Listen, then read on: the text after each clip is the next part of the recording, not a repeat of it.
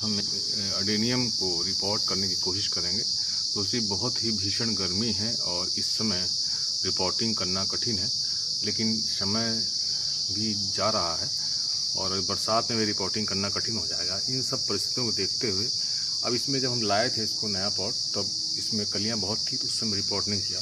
अब इसमें देखिए ये कली बाकी है, इसको खाली निकाल देंगे, बाकी की पत्तियां ऐसे रखेंगे और इस हम पॉट में इसके रूट बॉल को हम नहीं छेड़ेंगे और बिना छेड़े हुए ही हम इसमें अपने इस मिट्टी के पॉट में इसको रिपोर्ट करेंगे। दोस्तों, हमने जो ये मिट्टी बनाई है ये मेरे पास पहले से बनाई हुई है।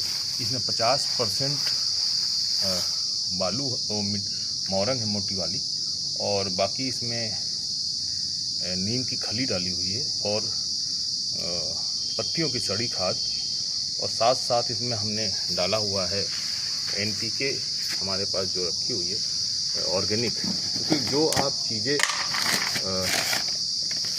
बेसल डोज में दे देंगे, ये देखिए ये हमारे पास NPK है, ये ऑर्गेनिक है।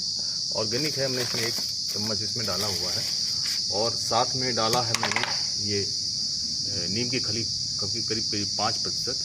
नीम की खली बहुत ज़रूरी होती है और साथ में हम इसमें डालेंगे थोड़ी सी बोन मील। हमारे पास बोन मील है और इस बोन मील को हम 1 चम्मच इसमें डालेंगे। देखिए, जो चीज़ें आप इसमें डाल देंगे बेसल डोज में वही आपकी मेन रहेगी। अगर बेसल डोज में आप नहीं डालेंगे तो आप पौधा जो है, अगर आप बाद में इसको स्प्रे करते हैं या वो कुछ दूसरी तरह से डालते हैं तो वो उतना इफ़ेक्टिव नहीं होता जितना अगर मिट्टी में मिला देंगे उतना होगा। तो हमने इसमें मिला दिया है। इसमें हमने घर की बनी हुई जो खाद है पत्तियों की वो डाली हुई है, और बाकी मोरंग है और नीम की खली है और थोड़ी सी मिट्टी भी है इसमें ज़रा सी, बस। इसके अलावा हम इसमें कुछ नहीं डालेंगे और मुझे लगता है इतना हमारा जो मिक्सचर है वो सफिशिएंट है इसके लिए। और इसमें हम ट्राइकोडर्मा ज़रूर डालेंगे। ट्राइकोडर्मा एक ऑर्गेनिक फंगीसाइड है और इसको आप चाहे तो इसमें साफ भी डाल सकते हैं, केमिकल है, और या हम फिलहाल आज इसमें ट्राइकोडर्मा ही केवल डालने की कोशिश कर रहे हैं।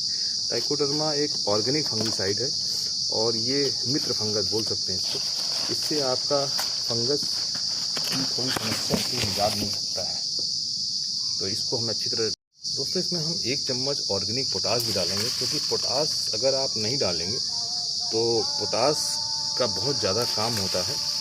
अगर वो बाद में डालेंगे तो उतना काम नहीं। पोटास का मेन काम है, अगर जो भोजन उपलब्ध है उसको पहुंचाने का काम है। अगर पोटास नहीं होगी तो आपका नाइट्रोजन, अगर वो फास्फोरस या मेलाबंडम, जो भी आपका इसमें तत्व हैं, वो सारे उपलब्ध होने के बावजूद भी आपके पौधे को अवेलेबल नहीं होंगे।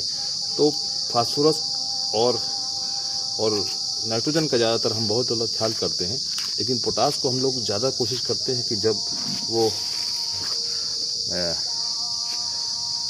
फूल आए उस समय डालें। लेकिन पोटास का उस समय अगर आप छिड़कते हैं या ज़मीन में डालते हैं उसकी भूमि में आपके गमले की, तो उसमें उतना इफेक्टिव नहीं जितना कि आप पहले ही बेसल डोज में डाल देंगे तब होगा।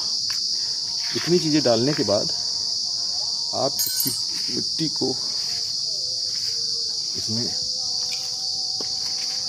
हम धीरे से डाल देंगे और देखेंगे ये कितना हो रहा है।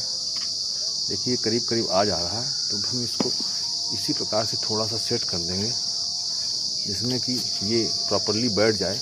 हालांकि इसके हिसाब से तो गमला थोड़ा छोटा दिखाई दे रहा है, लेकिन फिर भी मैं कोशिश करूँगा कि यहीं पे इसी में ही लगाऊँ।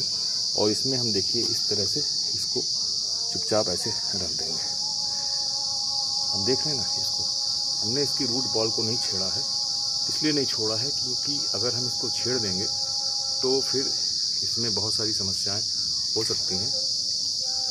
इसमें हम इसमें मिट्टी भर देंगे अच्छी तरह से।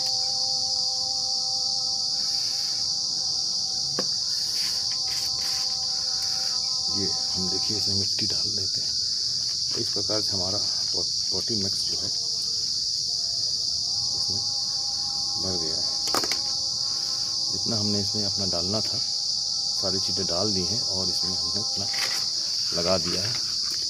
अब बेसल डोज डालने से फ़ायदा ये होता है कि पौधे जो हैं आसानी से उसको ले लेते हैं, क्योंकि जब उपलब्ध होगा ज़मीन में और आपके साथ नाइट्रोजन होगा, फास्फोरस होगा पोटास होगा, तीनों चीज़ें सब साथ होंगी तभी ये पौधा प्रॉपरली ग्रो करता है। क्योंकि जो पोटास है इसका रोल बहुत ज़्यादा है। अगर आप इसको नज़रअंदाज कर देंगे तो आप देखेंगे कि आपके पौधे में नाइट्रोजन होने के बाद भी वो आपके पौधे को उपलब्ध नहीं रहेगा। तो इस प्रकार से हमने इसको भीषण गर्मी में भी रिपोर्ट कर दिया है, इस आशा के साथ कि जल्दी ही इसमें हमारा सेकेंड फेज का फ्लावर भी आएगा और गमला जो है फूलों से भरेगा।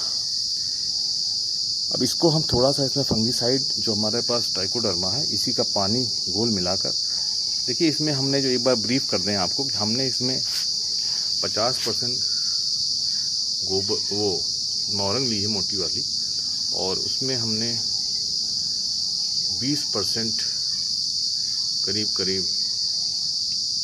30% हमने मंगाई है उसमें पत्तियों की सड़ी खाद जो हमने घर में बनाई हुई थी, और साथ में उसमें 5 से 7% हमने इसमें नीम की खली डाली है, और बोन मील और पोटास ऑर्गेनिक और NPK ऑर्गेनिक हमने सब ज़मीन में डाल दिया। अब इसको हम कोई खाद नहीं देंगे और केवल फंगीसाइड डाला है 2 चम्मच करीब, वो भी ट्राइकोडर्मा, और बोन मील डाली है।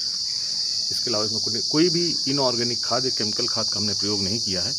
तो हमने इस भीषण गर्मी को देखते हुए एक चीज़ सबसे महत्वपूर्ण यही है कि अगर हम कुछ चीज़ें इसको मिट्टी में नहीं देते हैं तो वो पौधा आपको लेगा नहीं जब आप इसको स्प्रे करेंगे प्रॉपरली। ये बहुत बड़ी समस्या है, यानी आपकी खाद का वेस्टेज हो जाएगा। इसलिए हमने बेसल डोज में इसको डाला हुआ है।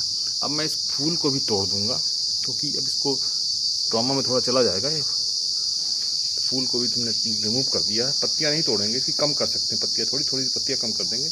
बाकी हम इसमें थोड़ा पानी डाल के और इसको शेड में रख देंगे कम से कम 10 दिन के लिए, और 10 दिन के बाद फिर इसको हम पुनः धूप में धीरे धीरे रखेंगे। दोस्तों, राम के बगीचे चैनल में इसी प्रकार की इंफॉर्मेटिव वीडियो के लिए देखते रहें, शेयर करते रहें और लाइक करते रहें।